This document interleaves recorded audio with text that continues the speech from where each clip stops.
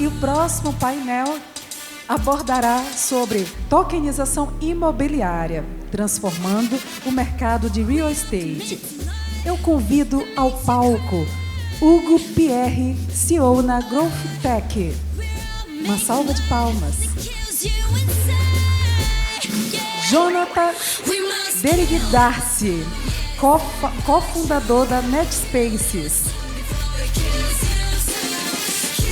Olivar Vitali, sócio do VBD Advogados. Yuri Nabeshima, advogada de Bank M&A do Demarest Advogados. E Rubens Neinstein, sócio executivo da NetSpaces, para moderar este debate. Opa! Perdão por essa falha, Olivar.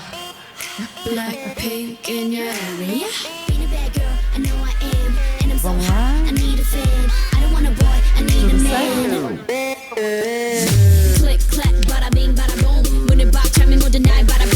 Tudo certo por aí? Bom painel a todos. Obrigado. Oi, pessoal, boa tarde. Prazer estar aqui. Agradeço a Bcrypto pelo convite de estar nesse evento. E estou aqui com 5 amigos do mercado de imobiliário e de tokenização. Já foi apresentado, mas quero novamente falar de cada um deles, do Hugo Pierre, da Growth Tech, o Jonathan Darcy, da NetSpaces, Yuri Nabeshima, advogado do Demarest, e aqui do meu lado, Olivar Vitali, do Ibradim, representando o Ibradim. Então, eu queria passar a palavra para o Olivar, falar um pouquinho de o que é o grupo de trabalho de tokenização imobiliária, que é um grupo que nós todos aqui participamos, que é um trabalho conjunto entre a Bcrypto e Ibradim. Por favor, Olivar. Bom, boa tarde a todos, parabéns pelo evento magnânimo aí. Deu para perceber desde a chegada até estar aqui a quantidade de pessoas interessadas no assunto cripto. E o nosso foco principal é cripto também, mas nós estamos falando muito mais do que isso, né? Nós estamos falando principalmente em tokenização imobiliária. Porque o assunto vocês vão ver no decorrer dessa nossa palestra, que é ligado ao real estate, que é ligado ao imobiliário. O Ibradim, o Instituto Brasileiro de Direito Imobiliário, eu tive o prazer de ser um dos fundadores, primeiro presidente. Fundamos em 2018, já tem aí 6 anos, hoje conta com quase 4.000 associados no Brasil inteiro, representantes em quase todos os estados. E o Ibradim tem 22 comissões temáticas. Além das diretorias estaduais, em todo o Brasil, tem as 22 comissões. E uma das comissões é a Comissão de Inovação e Tecnologia. Com o passar do tempo, ficou claro para nós que os advogados, o Ibradim, como dito, é o Instituto de Direito Imobiliário, precisavam do apoio dos mais técnicos, e o Brasil já vem, independentemente de nós vamos falar aqui de CVM, de regulamentação, mas o Brasil já vem explorando, se dedicando e avançando no tema tokenização, criptoativo em geral, mas também ligado a real estate. E nós, profissionais do direito, precisávamos então desse contato. Eu já conhecia o Rubens Neinstein, salvo engano, em 2020 ou 2021. Eu convidei para uma palestra num evento que ocorreu lá no Casa Grande do Guarujá. Não era nem Ibradim, acho que era a DIT, né, Associação de Desenvolvimento Imobiliário e Turístico, sempre ligado ao imobiliário, que é o que eu faço da vida há 30 anos. E aí o Rubens, somado a Yuri, que comigo trabalhava na época e que já estava super engedrada aí nesse assunto, falaram, por que a gente não faz essa ligação, a ideia foi deles, do Ibradim, que tem os profissionais do direito ligado ao imobiliário, com a Bcrypto. Bcrypto dispensa explicação, vocês estão aqui muito por conta disso. E aí, em contato com o Bernardo Surura, e por meio especialmente dos dois, nós desenvolvemos uma parceria. Essa parceria já tem aí algum tempo, acho que 1 ano por aí, 1 ano e pouquinho, e desde então nós estamos nos dedicando ao tema, com a presença desses aqui estão, e mais uns 15 profissionais, alguns até aqui nos assistindo, e temos desenvolvido cada vez mais esse assunto, que eu resumi em tokenização imobiliária, mas que é mais do que isso, mas talvez seja mais fácil para quem está olhando, né, nesse mundo todo, que explora especialmente a questão do criptoativo, que é o que se fala hoje e amanhã aqui nesse evento, mas mais focado em tokenização imobiliária. Então eu aqui hoje, como advogado e representante do Ibradim, quis dar um pouquinho dessa cor do que é a parceria, que é o que nos trouxe no painel de hoje, e é o que nos fará expor um pouquinho para vocês, não só do que nós temos feito, mas do que muito se pode fazer sobre o tema. E assim eu devolvo a bola para o nosso moderador, Rubens Neinstein. Legal, obrigado, Olivar. Bom, então começando aqui, eu vou preparei algumas perguntas aqui para direcionar esse painel, e eu vou começar perguntando para o Jonathan, mas obviamente se estende a todos vocês depois. Isso aqui é um painel de debate, então eu lanço uma pergunta, alguém começa a falar sobre o tema e depois os outros participantes também dão sua opinião. Então, Jonathan, eu queria saber de você, de que forma que você vê que a tecnologia blockchain pode revolucionar os processos de registro imobiliário, trazendo mais transparência e eficiência? Bom, uma boa tarde ou bom dia para os que não almoçaram, os quais me incluo. Em primeiro lugar, agradecendo aqui esse convite da AB Cripto para participar de um evento maravilhoso. Um grande prazer e especialmente por estar ao lado de amigos e amiga para falar sobre um tema que é tão caro e tão importante, acho que para todos nós. Eu acredito que a tecnologia, e aqui a pergunta ela é ampla o suficiente, eu vou afunilá-la para que nós possamos tentar espremer bastante suco daqui. Eu acho que a tecnologia ela é espetacular, a ponto de que ela pode revolucionar o mercado imobiliário na sua dimensão mais tradicional. Me refiro aqui a registros de imóveis, tabelionatos e outros participantes do mercado imobiliário raiz, daquela parte que está atrás.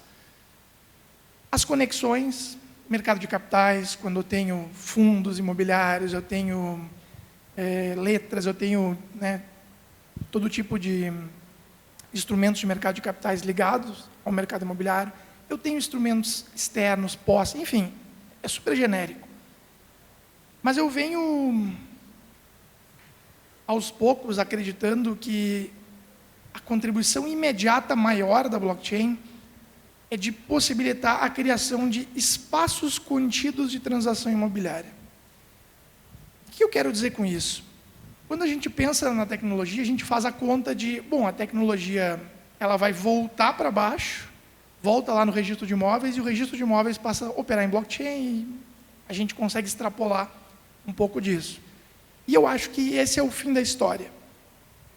Para agora, no entanto, eu acho que a tokenização e a blockchain contribuindo ao mercado imobiliário, ela vai na linha em que ela estabelece a possibilidade de eu ter ambientes privados, seguros, que convivem com o ambiente tradicional. E não um só.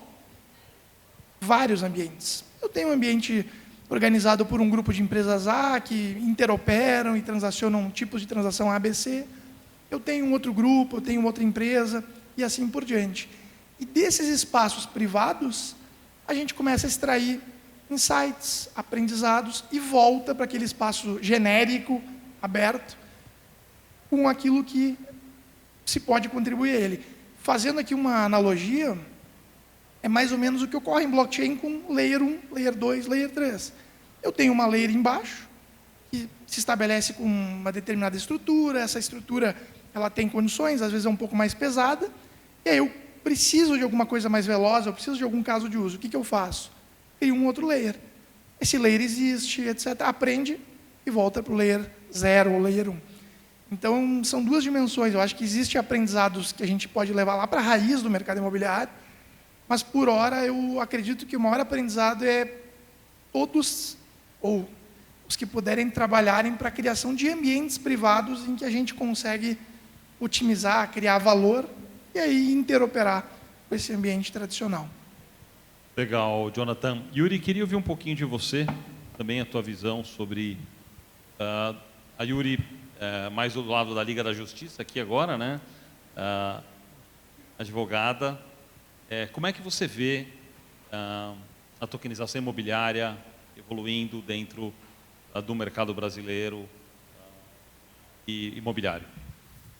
Bom, primeiramente, boa tarde a todos. É uma honra estar aqui nesse evento tão bonito da Bcrypto. Criptorama já é um evento do calendário de quem é entusiasta do mercado cripto, então é muito bacana estar aqui com amigos também. E vocês vão ver isso bastante, né? Porque a gente convive bastante já há algum tempo e acho que muitos de vocês também devem sentir isso, né? O mercado cripto acaba se unindo e criando laços. Mas falando um pouquinho sobre a questão regulatória, digamos, a gente conversa sobre tokenização imobiliária já há cerca de 3, 4 anos que a gente tem discutido. E nas primeiras discussões que a gente teve, a gente tinha um cenário muito de insegurança. Poucos profissionais, poucas autoridades estavam olhando para a tokenização, para o uso do blockchain nas transações. E, geralmente, quando a gente falava sobre isso, a gente falava não tem nada agora a respeito. A gente tem que aguardar o mercado evoluir e as autoridades começarem a se embrenhar nesse assunto para trazer alguma coisa. Então, eu acho que hoje a gente tem uma visão muito mais otimista do mercado, em termos de regulação. Quem está acompanhando de perto isso percebeu que, bem recentemente, a gente teve o anúncio da consulta pública, né, 109 e 110 do Banco Central, ainda esse mês, falando da regulação de VASPs, praticamente, né, de criptoativos, mas, para o nosso mercado, que a gente estava conversando, isso acaba não tendo um efeito, porque existe aí, pelo menos em termos de consulta pública, um dispositivo que excepciona as transações envolvendo móveis e imóveis, né, no mercado imobiliário. Então, assim, estamos avançando em termos de cripto em geral, mas quando a gente fala de tokenização imobiliária, ainda estamos discutindo e, por isso, esse grupo aqui tem conversado como a gente pode avançar mais a respeito. Legal, Yuri. Obrigado. Queria agora direcionar uma pergunta aqui para o Hugo. Hugo, você que está inserido nesse mercado, acho que de todos aqui é o que está mais tempo, sem dúvida, você foi um jurássico aqui, né, de falar de blockchain para o mercado imobiliário, acho que 2015, 2016, você já estava falando. Me diga uma coisa, como é que você vê a utilização dos contratos inteligentes, smart contracts, que é uma coisa que a tua empresa, você faz isso há muito tempo? Como é que isso pode otimizar e tornar mais seguras as transações imobiliárias na era digital? Bom, boa tarde. Também, mais uma vez, gostaria de agradecer aqui pelo convite e estar junto com os colegas aqui que estão aí na batalha do dia a dia do tema é sempre muito gratificante. E, indo especificamente aí no tema que o Rubens trouxe, que são os smart contracts, particularmente eu acho que hoje é o campo, vamos se dizer, eu diria o campo mais confortável do ponto de vista regulatório, porque não vejo nenhuma colisão ou nenhum ponto aí de atenção mais relevante no que tange essa matéria. Teoricamente, o que a gente quer dizer, basicamente, é que negócios imobiliários passam a ser celebrados através de contratos inteligentes e usufruírem dos benefícios que essa nova modalidade de formalizar negócios pode proporcionar. Então, aí é onde eu quero dizer que, pelo menos até hoje, nas conversas e discussões, enfim, a gente não consegue identificar a colisão regulatória nesse ponto. Então, essa é uma questão. E uma outra questão é por acreditar, e aí, particularmente, é muito uma crença, né, Hugo, Growth Tech, mas que a cada dia eu venho ratificando mais e indo para 8, 9 anos aí de mercado cripto, e essa crença vem cada dia solidificando, é de que nós só conseguiremos ter um mercado de tokenização de ativos, e aí isso independe do mercado, penso eu, quando tivermos um mercado de tokenização de contratos já relevante. Ou seja, uma vez que você celebra um deal através de um smart contract, a evolução natural é que o ativo envolvido naquele deal ele é um ativo naturalmente tokenizado. Ou seja, a tokenização de contratos, que é basicamente a adoção de smart contracts, ela precede a tokenização de ativos. Então, a gente entende que a utilização dos smart contracts ela acaba sendo uma infraestrutura vital para que a gente, de fato, comece a falar de ativos tokenizados. Ou seja, eu entendo e acho que, felizmente, a gente está acordando para esse ponto e está começando a rever, mas, particularmente no Brasil, a gente começou muito explorando o tema da tokenização do ativo, e eu fui um deles também, até como pioneiro. Acho que a gente...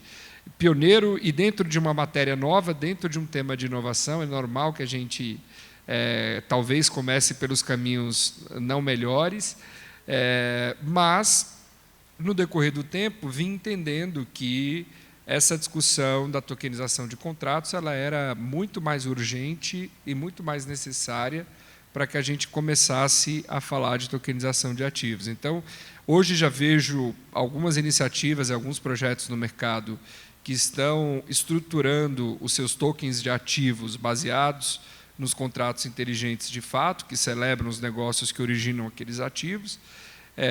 Então, penso que a gente já está minimamente aí mudando a rota de pensamento em relação a como se deve se desdobrar todo esse mercado. Mas, teoricamente, e aí, para fechar esse primeiro bloco aqui, e aí, respondendo muito o ponto do Rubens, eu vejo o contrato inteligente, o smart contract, como um grande aliado para a celebração de negócios. Primeiro, pelo potencial de preparar todo o terreno para falar da tokenização de ativos no futuro. E segundo, porque nós temos a possibilidade de automatizar e digitalizar o monitoramento, o monitoramento e rastreabilidade, né, dos principais eventos e obrigações do contrato, que no dia a dia são feitos ou por múltiplos sistemas ou uma combinação de sistemas e pessoas dentro das diferentes empresas, e aí, sobretudo, no mercado imobiliário não é diferente. Então, os ganhos, a meu ver, estão muito centrados nesses dois tópicos. O primeiro é, de fato, prepararmos terreno para a indústria de tokenização de ativos, e depois usufruir dos benefícios de automação e digitalização. E aí, indo para exemplos bem práticos, por exemplo, você pode usar um contrato inteligente para celebrar uma promessa de compra e venda e automatizar a gestão daquela promessa, emissão de boleto, conciliação bancária, cobrança, notificações para outros órgãos e outras instituições, enfim, você começa a usufruir desse benefício que a automação traz. E sem colisão regulatória. Tenho três grandes, agora que eu lembrei, 3 advogados aqui, Jonathan também. Então, se eu falar alguma besteira, eu sou engenheiro de software, estou no mercado de tecnologia há muitos anos, mas eu acho que esse já é um ponto pacificado de que não tem nenhuma colisão regulatória em utilizar contratos inteligentes para negócios imobiliários. Legal, Hugo. Eu vou entrar agora num tema. Vou direcionar a pergunta aqui para o Olivar. Bom, a gente sabe, Olivar, que os cartórios de registro de imóveis, eles, há mais de, você vai saber dizer isso melhor que eu, há mais de 100 anos, eles são os responsáveis por dar fé pública a um registro imobiliário, né? Então, toda vez que você faz uma transação imobiliária e um novo comprador passa a ser o proprietário daquele imóvel, é obrigatório para que ele seja possuidor e dono daquele imóvel, ele precisa levar a registro no cartório. Então, levando que o papel dos cartórios é muito importante, sempre foi e continuará sendo, só que nessa era digital, como é que você vê que eles podem se adaptar às tecnologias atuais para poder prestar um melhor serviço aos usuários, né? Porque hoje a gente sabe o quão trabalhoso, o quão demorado é você fazer um registro imobiliário. Bom, vamos lá. Eu acho que esse nosso mundo que nós estamos debatendo aqui, ele permite uma ramificação muito grande. Então, o Hugo falou lá na ponta do smart contract e da cadeia inteira da assinatura de um contrato de aquisição de um imóvel, com toda a fase de pagamento, fase de construção, fase de posse, fase de entrega de chaves, fase de quitação, acompanhada por esse contrato totalmente automatizado, sem a necessidade de alguém ficar fiscalizando, colocando no Outlook. Isso faz automático. Isso não tem nenhuma questão que bata de frente de alguma forma com o cartório. Não tem nada. A única diferença, ao invés de você fazer como faz hoje, hoje não só, né? Porque o Hugo já faz isso há muito tempo, mas como se faz em larga escala hoje. Ou físico, até assinando pelo DocSign ou ICQ, e depois alguém acompanhando os passos do começo ao fim, você faz de forma automatizada. Blockchain, smart contract e gatilhos que vão soltando informações, inclusive para o registro de imóveis, se necessário for. Não tem problema nenhum. Uma outra coisa, talvez numa outra ponta desse laço, é você ter funding para empreendimentos imobiliários por meio de emissão de tokens para um público geral. Aí nós já estamos falando de uma regulamentação e de uma falta dela, eventualmente até, cujo legítimo para tratar disso hoje é a CVM, a Comissão de Valores Imobiliários, se você considerar que vai ser uma oferta pública e, portanto, um valor mobiliário. Mas onde fica o cartório nesse espectro todo? Eu acho que a gente tem que ir primeiro na base. A legislação civil brasileira traz que só é dono de um imóvel quem tem um título e esse título é registrado no cartório respectivo. Isso não muda e acho que não vai mudar tão cedo, para ser bastante sincero. A lei atual é de 1973 e ela só vem alterar o sistema de transcrição para matrícula. Mas o sistema de propriedade pelo título mais registro já é assim, como você mesmo falou, há mais de século. Uma coisa. Outra coisa é, no nosso mundo, blockchain e indo para a espécie de tokenização imobiliária, é possível, como foi falado, ter um layer em que se opere largamente sem atingir as prerrogativas e a importância, por exemplo, de um cartório de registro de imóveis? Totalmente. Uma coisa não impede a outra. Com alguém analisando para eventualmente não ferir um direito do consumidor, indo mais longe. E esse alguém não precisa ser o registro de imóveis, pode ser a própria CVM com registro do que for a emissão, vamos supor que seja exigido um registro, já estou indo mais longe do que o que nós temos hoje, e com uma análise, lastreado sim no imóvel, lastreado sim num registro de imóveis, mas não sendo algo que é levado necessariamente a registro, você pode, em larga escala, operacionalizar não só o funding, como a aquisição de tokens que estejam lastreados nesses títulos. E respondendo mais objetivamente a sua pergunta, como que os cartórios, e aí quando você fala em real estate, você não está falando só cartório de registro de imóveis, está falando cartório de notas também, é quem lavra a procuração e principalmente quem lavra a escritura pública. O Brasil, pelo artigo 108 da lei, qualquer transferência de bem imóvel acima de 30 salários mínimos tem que ser por escritura pública. Na verdade, não só transferência, né? Oneração, gravame também com direito real. Exceção feita principalmente quando tem financiamento de instituição financeira. Como é que esse cartório de notas pode se automatizar? Ele já vem se automatizando. No último congresso do Colégio Notarial Brasileiro, foi no Hotel Tangará, aqui em São Paulo, eles lançaram a tal da Smart Escritura, que é uma escritura lá que você tem o acompanhamento de tudo que é necessário quando se faz por escritura pública. Nós estamos falando de um mundo totalmente diferente do que o Hugo falou, porque aí o cartório tem que participar, mas que também se faz, pelo menos assim se promete, no ambiente de blockchain. Eu acho que dinheiro tem, não preciso falar nada, né, em relação ao cartório de notas, desde o inotariado, que é o provimento 100 do CNJ de 2020, no meio da pandemia, passou a ter uma receita muito grande. O registro de imóveis, por conta do provimento 94 do mesmo CNJ, com o protocolo também passou a ter uma receita muito grande, um número de atos muito maior do que se tinha fisicamente. E eu acho que esse é o caminho, tá, Rubens? Eu acho que a gente já vem caminhando. A única coisa que eu sempre bato, falo muito, sempre debati isso, especialmente com a Yuri, é que as pessoas misturam. As pessoas acham que a blockchain, a tokenização imobiliária, vai tirar o holofote e a importância do registro de imóveis. Pelo contrário, o que ele faz, ele vai continuar fazendo. Talvez até em uma escala maior, mas eu acho que não precisa ser numa escala maior. Eu acho que isso é o mais importante. Legal. Queria estender essa pergunta ao Jonathan. Jonathan, eu sei que assim, na NetSpaces vocês já colocaram de pé, você foi o principal formatador dessa solução jurídica. para tokenizar o imóvel e, obviamente, o cartório faz parte dessa solução. Conta um pouquinho como é que vocês fizeram isso. Bom, a primeira comentário não é você, agora é nós, né? Nossa, Nós. O pronome é outro. É que na época que foi feito eu não estava Não ainda, estava, então verdade, vocês fizeram. verdade. Eu acredito que quando a gente olha sistemas de transferência de propriedade, a gente tem dois grandes sistemas. Eu tenho sistemas em que a transmissão da propriedade de um ativo, falando aqui de imobiliário, se dá pelo contrato. No caso do Brasil poderia ser um contrato público ou particular, escritura, né? Ou pelo registro. E aí eu tenho moderações, temperos, né? O sistema alemão, francês, o tempero brasileiro, enfim. Mas o que importa aqui é lembrar, ou eu transmito pelo contrato, ou pelo registro.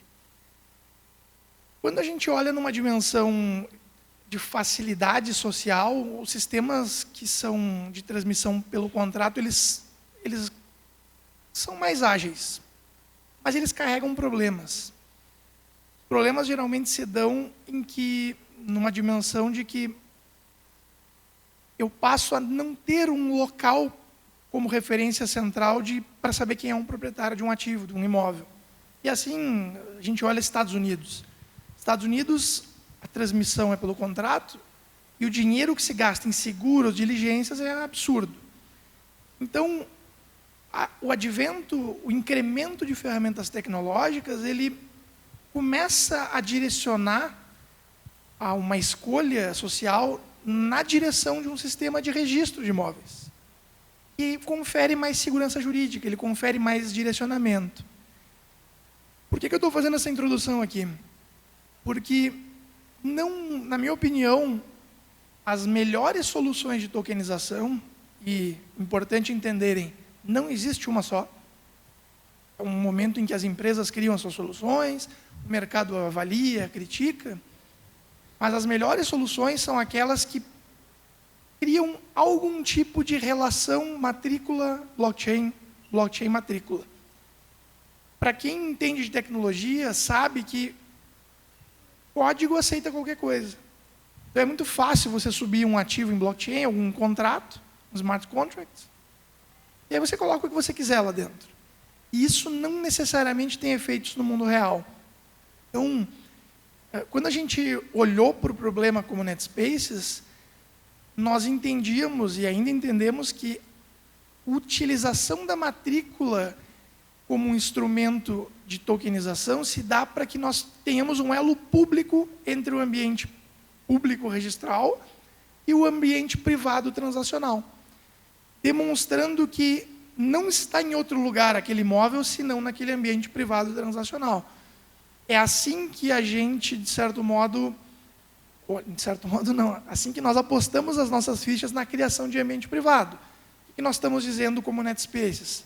O ambiente privado NetSpaces, ou como viemos a denominar propriedade digital, ele contém esse imóvel.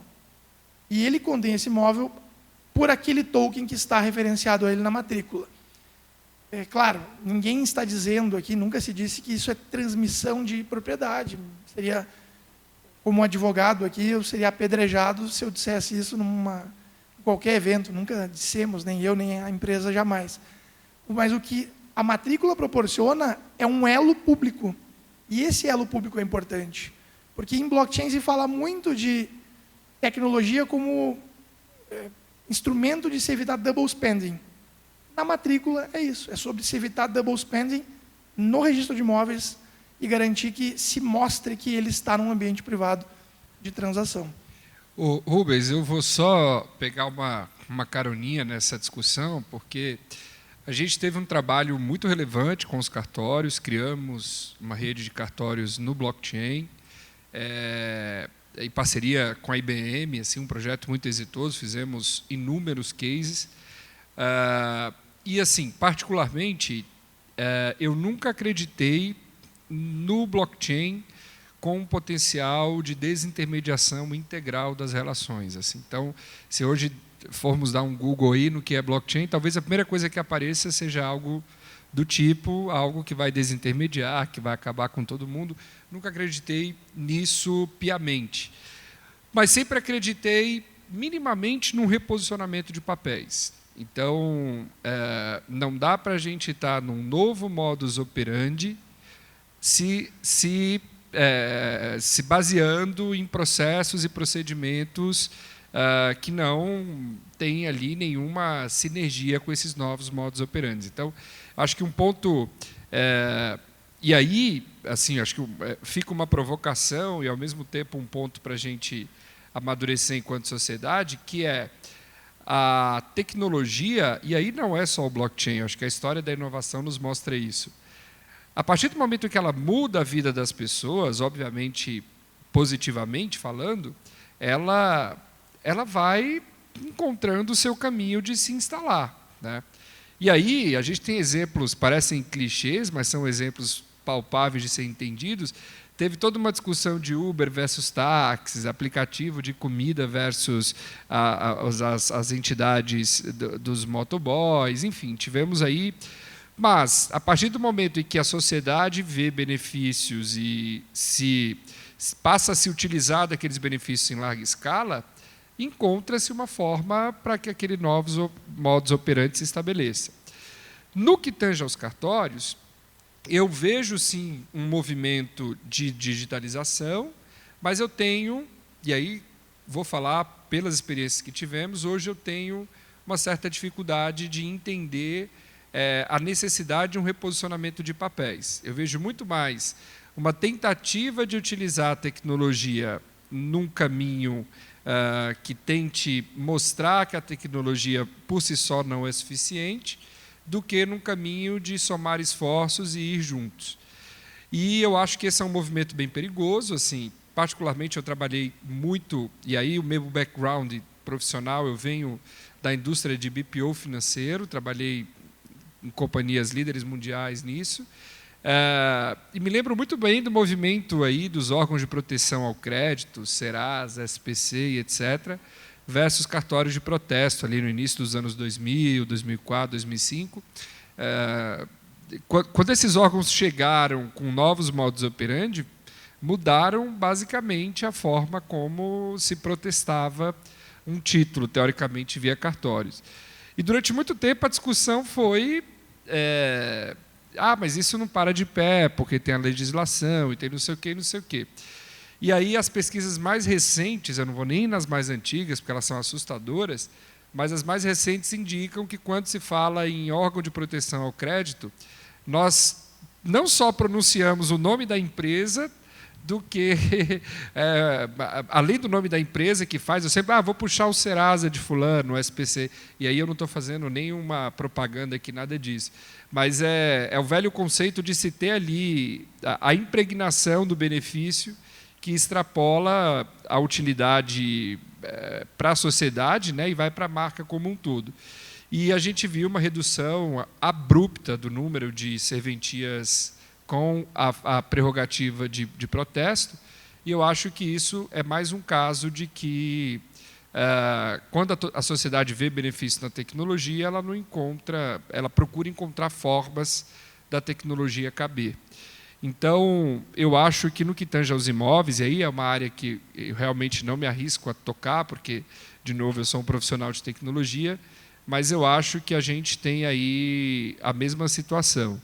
Ou a gente tem um reposicionamento de papéis alinhado com o uso da tecnologia, ou penso eu que a gente vai ter mais um caso de que a sociedade vai ver os benefícios e isso, de alguma forma, vai alterar o modus operandi aí de como é feito. Deixa eu aproveitar, deixa. Vai lá. Eu acho que uma discussão bastante interessante é qual o papel dos cartórios nesse mundo da tokenização, que foi o que vocês trouxeram aqui. E, assim, muito se fala na desintermediação, de fato, mas como o Olivar falou mesmo, a Constituição hoje não permite isso. Nós temos a necessidade do registro na matrícula para você conferir a propriedade do imóvel. Então, assim, esse reposicionamento, vou tirar o papel um pouquinho de moderador do Rubens, Você acha que abraçando a tecnologia, os cartórios abraçando a tecnologia, implementando isso e convivendo também com as formas de utilização de smart contracts na área das transações privadas, seria esse um caminho? Eu acho que é algo por aí, Yuri. Por exemplo, na rede de cartórios que nós criamos, Notary Ledgers, e aqui eles criaram agora Notary Chain, se eu não me engano, né? Assim, teve uma leve mudança de nome, mas na rede inicial, os cartórios atuavam como nós, nodes validadores das transações. Então, uma vez que as transações atendiam os requisitos estabelecidos no smart contract daquela transação, seja uma alienação fiduciária, uma escritura pública de doação, seja o que for, uma vez que aquelas condições foram atendidas, o cartório era o ente validador ali, que teoricamente cuidava, né, do registro daquela transação, daquele evento na rede e os seus desdobramentos. Então, tivemos cases validados com serventias que figuram entre as 10 maiores do Brasil, com incorporadoras que figuram entre as maiores e com outros agentes também que figuram entre os principais. Então, e não foi um, 2 casos, foram alguns, que deixaram muito claro e muito viável, né, sob o ponto de vista operacional, a possibilidade de se ter um modelo dessa forma. Mas, pelo que eu vejo, com provimento sem e desdobramentos, é uma tentativa de voltar para um processo, olha, a gente vai fazer o que a gente faz, só que de forma digital. E aí a gente não está falando de um reposicionamento, a gente está falando de uma tentativa de trazer para a sociedade um serviço, em aspas, digital, mas que ainda tem alguns gargalos bem consideráveis. Então, é muito nesse ponto, assim, Yuri. Olha, vamos muito boas considerações do debate. Eu queria partir para um bloco final aqui, com uma consideração que eu acho importante a gente trazer. A gente está em vias, né, o Banco Central do Brasil, de forma super inovadora, está trazendo o DREX, que é o CDBC, a moeda do Banco Central brasileiro, tokenizada, real tokenizado pelo Banco Central, para... e em volta, está sendo construído, né, em volta dessa solução, todo um ecossistema de soluções aí que vão poder utilizar o DREX como aplicações para diversos mercados. Queria ouvir de vocês rapidamente, tem 1 minuto para cada um aqui, dar a sua opinião sobre como vocês veem o DREX sendo aplicado no mercado imobiliário.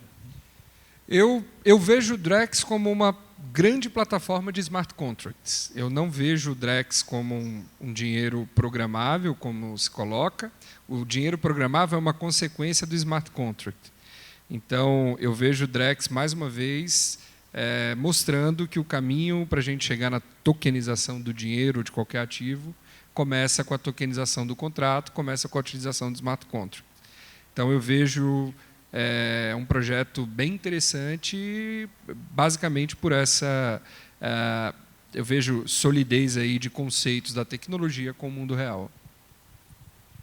Eu vou na mesma linha, eu acho que é uma ótima consideração em relação ao DREX. É uma plataforma mesmo, não é só sobre dinheiro, é uma plataforma na qual o dinheiro é uma das aplicações.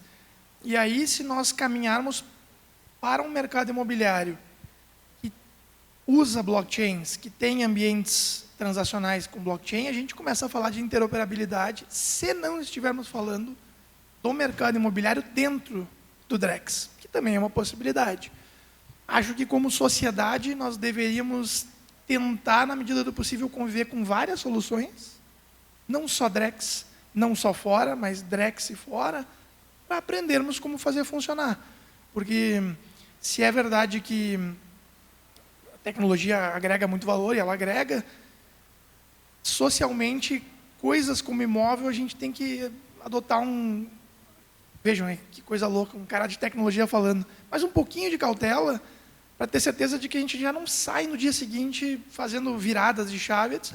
Então, acho que interoperar ambientes privados com DREX com um pouco de imóvel, assim, para a gente pegar o gosto disso por uns anos, acho que vai ser muito, muito promissor. Bom, como vocês falaram, Drex é uma plataforma, né? E o que a gente tem visto por parte do Banco Central é um esforço de compreender para que a gente vai ter essa plataforma, para que ela serve no final do dia. Quando as pessoas me perguntam sobre o Drex, para que serve uma moeda digital, eu falo assim, é o que o Banco Central está tentando descobrir, né? Tendo tantos casos de uso agora em estudos. Então, eu acho que o imobiliário é também uma vertente que está sendo explorada e para a gente é bastante interessante estar acompanhando isso de perto. Então, eu acredito que pode impulsionar o nosso mercado aqui. Eu queria falar, extrapolando a questão do Drex, usando o Drex só como um gancho. Talvez o que nós mais tenhamos ouvido, nós que respiramos um pouco desse mundo, são os receios, né? Tudo que é novo dá medo. A gente está acostumado ao nosso porto seguro.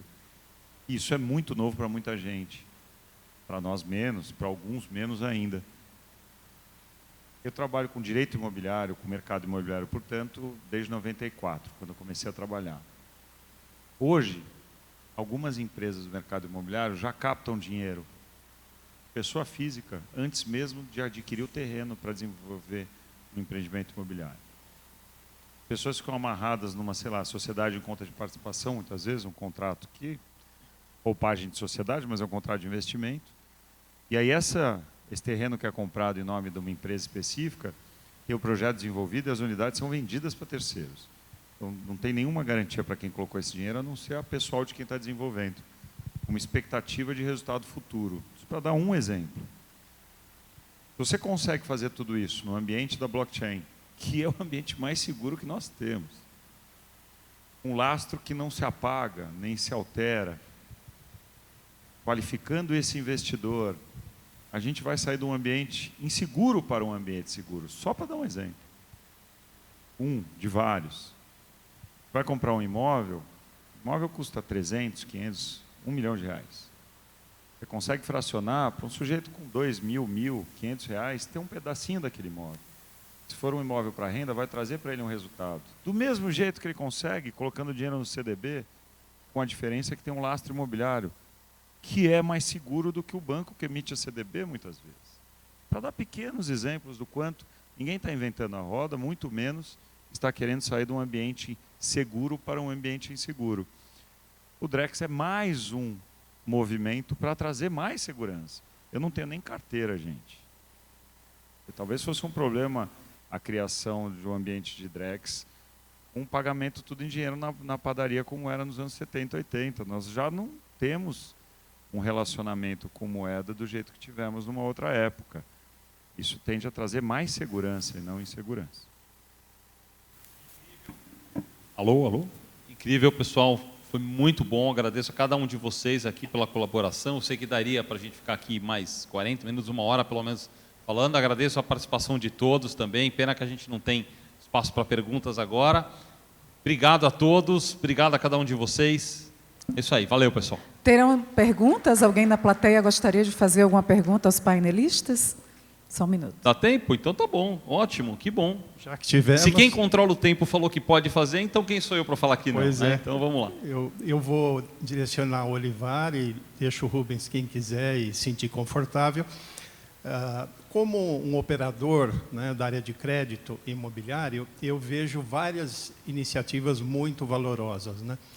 A da ONR, a iniciativa Ibradim, IRIB, o Banco Central, Condrex, etc. Entretanto, eu não consigo ver essas coisas convergindo, né? Porque cada um está tentando desenvolver soluções sempre melhores, mais práticas, com mais tecnologia.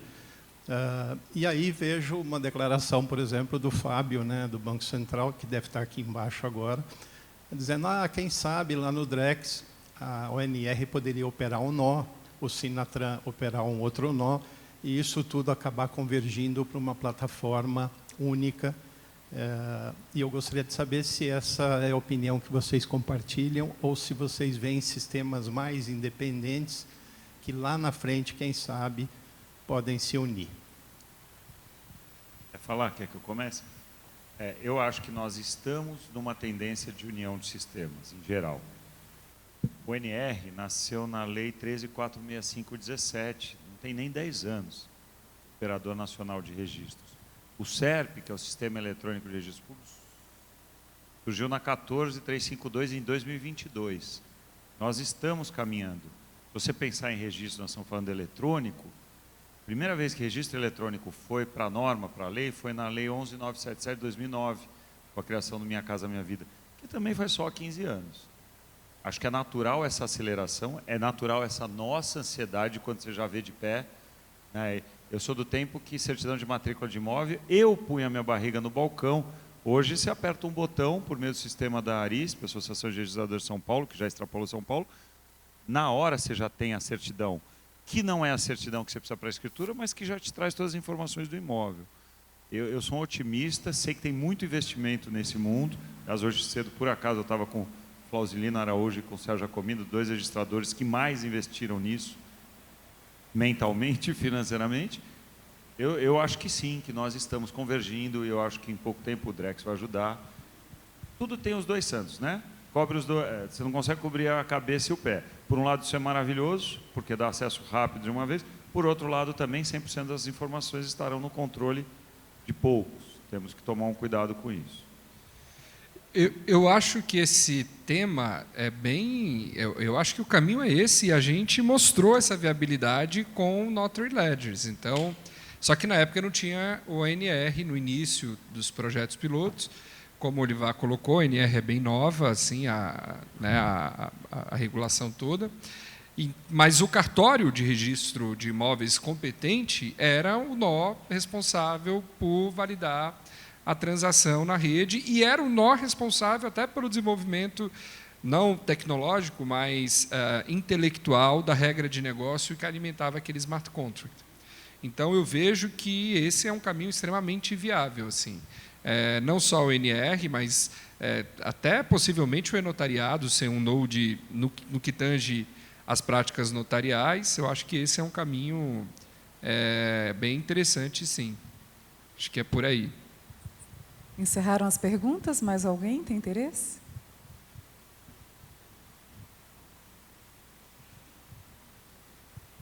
Obrigado. Boa tarde. Muito bom ver esse pessoal aí, conheço de longa data, aí, grande Rubão. Minha dúvida é o seguinte, eu tenho estudado bastante o token de imóvel como colateral, para empréstimos, para gerar crédito, tudo. E um ponto que tem, assim, que eu não consegui ainda decifrar, é qual o valor real desse imóvel se ele não gera renda. Então, vou pegar um exemplo de um imóvel residencial aqui. Tokenizei meu imóvel de 2 milhões, vou ter que botar 500 mil ali para conseguir um empréstimo de 100 mil. Se eu não pagar aluguel para esses tokens, né, esses 500 mil, qual o valor real desse imóvel? Na perspectiva financeira, esse imóvel passa a não ter tanto valor no mercado. Então, eu queria entender assim, como vocês enxergam para imóveis residenciais, não comerciais, onde que entra a gestão gigantesca, no momento que a gente tiver um ambiente realmente tokenizado, do valor desses tokens, que não só o valor do imóvel. Porque vai ter alguém morando lá que é dono ainda, ele deu parte do imóvel, mas ele não vai querer pagar aluguel para o próprio imóvel dele, né? Olha, antes de passar para alguém responder, eu vou falar uma coisa. Eu estou nesse mercado há alguns anos e é uma satisfação enorme ver as perguntas, a qualidade das perguntas, a profundidade das perguntas sendo muito mais elevadas do que há 2, 3 anos atrás. Jason, obrigado. Vou passar aqui para o Jonathan responder. Da forma como eu enxergo, a gente pode olhar para o token de tokenização imobiliária como um instrumento novo que é um papel moderno. Então, nessa forma, você pode avaliar um token como uma função do que está por trás.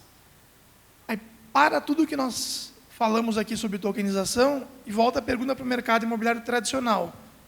Um banco, num home equity tradicional, ele recebe como colateral um imóvel que não tem renda? Sim. Ele recebe porque, no caso do inadimplemento, do não pagamento da obrigação de empréstimo, o imóvel é tomado no caso, e é vendido a um terceiro como um ativo que depois se separa na questão de posse. A gente não pode misturar aqui o direito sobre o imóvel, da posse sobre o imóvel, que é uma coisa diferente. Eu posso ter posse e não ter direito sobre o imóvel e vice-versa. Então, a renda, me parece, ela não chega a ser um problema na medida em que eu tenho uma estrutura de tokenização que me confira o acesso ao imóvel. É sobre isso, no fim do dia. E aí, talvez a sua pergunta ela parta de um lugar de fala em que você já pensa tokenização como eu tenho 100 mil pessoas com pedaços do imóvel. E isso pode ser um caso. Aí, para uma arquitetura que opera com imóveis nessa condição, com tokens nessa condição, eu teria que vendê-lo a um terceiro, que vai ter posse, ou que vai poder fruir, etc. Agora, poderia ter tranquilamente uma pessoa que, num futuro, tenha a propriedade como um token só. Propriedade é propriedade. E aí ela entrega esse token para o banco. E aí, se ela não pagar, o banco vende a um terceiro, esse terceiro retoma a posse dela, passa a morar no imóvel, vender, e assim segue. Então, essa é a resposta longa, mas a resposta curta é: sempre olhe para o token como uma função do que está por trás. E essa função tem o valor, tem a segurança e tem outros elementos. Então, é o imóvel mais ou menos variáveis relacionadas ao elo que existe entre um e outro. Queria complementar rapidamente, concordando com tudo que foi falado por João. Eu acho que tem dois mundos aí que tem que conversar. Existe um mundo que é o mundo civil, que tem a ver inclusive com a propriedade do imóvel.